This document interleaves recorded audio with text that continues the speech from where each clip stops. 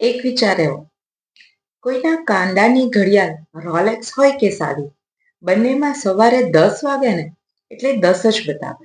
પણ એ અમારા વાત કરવી છે પોતિકા સમયની. રોલેક્સ ઘડિયાળ જેના હાથમાં હોય ને એ વ્યક્તિનો સારો સમય બતાવે છે. પણ શું ખાલી સારો સમય જ બતાવે છે? ના, સમયની સાથે એને કરેલી મહેનત એના કાંડાની ફરતે વીંટળાયેલી હોય છે. તેમાં ચમકતા હીરા જે છે તે તેના મહેનતના પરસેવાના બિંદુ બતાવે છે.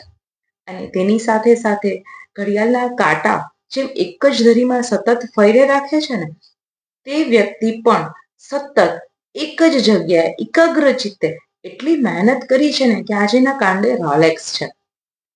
શું ખાલી કોઈ એક વ્યક્તિના હાથમાં રોલેક્સ છે એટલે એને નસીબદાર કહેવું યોગ્ય છે? ના. નસીબ, પ્રારબ્ધ અને પુરુષાર્થ જો સાથે જ મળે ને તો જ સફળતા મળે એવું કહી શકાય. પણ પુરુષાર્થ વગરની સફળતા કદાચ અધૂરી છે. તમે શું કહો છો? કમેન્ટ કરીને મને જરૂર કહેજો.